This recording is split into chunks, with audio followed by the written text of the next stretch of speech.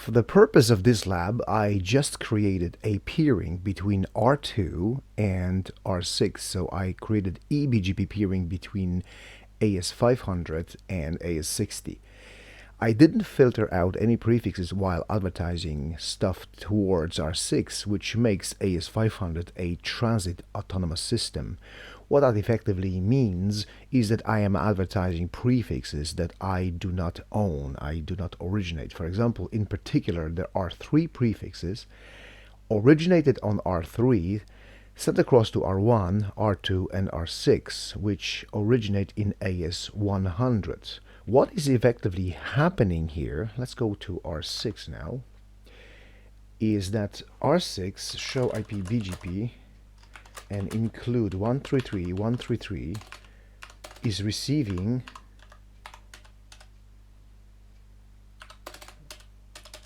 three prefixes originated by R3. So the path looks like that R6 will need to send a packet towards AS500 neighboring system.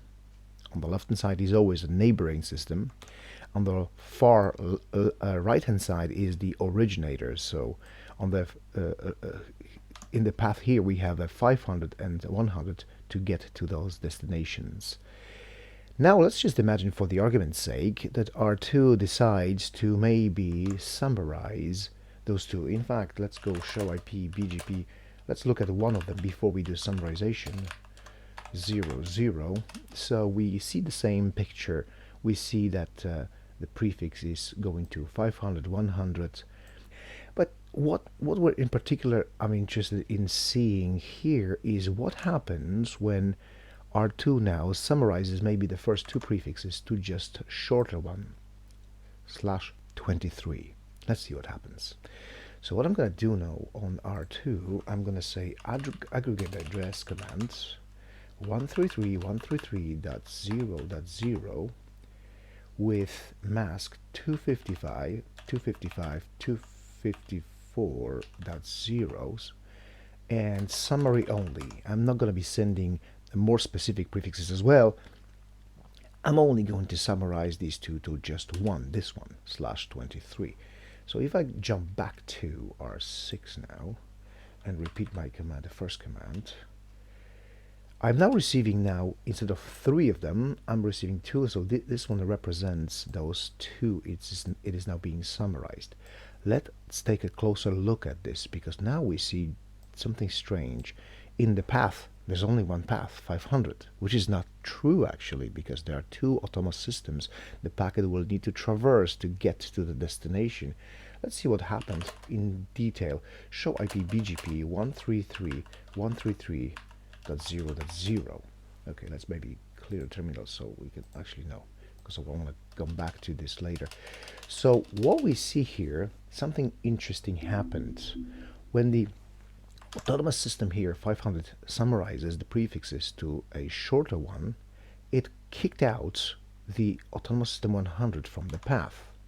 Instead, is informing the receiver about this, that something got lost in the translation. What we see here is that we have the atomic aggregate attribute in BGP, which indicates that some information has been lost while advertising that prefix. And the one that actually did that was aggregated by 500 autonomous system and the router 2.2.2.2. This is a router ID that did the aggregation. So that information tells me that not all of information has been provided for that prefix, because it's been aggregated. So some path has been lost. And that's why we see only one next hop AS here instead of two.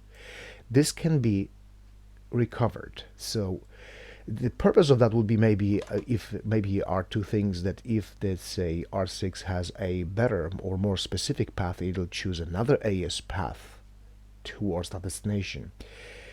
But if R6 is receiving the same prefix that is summarized the same way by multiple ASs, in that situation it's still gonna pick based on the longest path.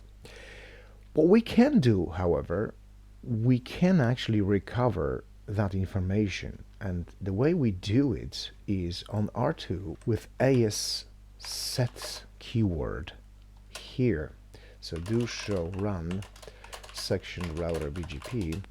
We can add this AS set. So in that situation, R2, the aggregator, is going to actually recover that information. Let's see what it looks like now. So if I go back to R6 and repeat this command, now for that aggregate or summary routes, I see two paths, not just one.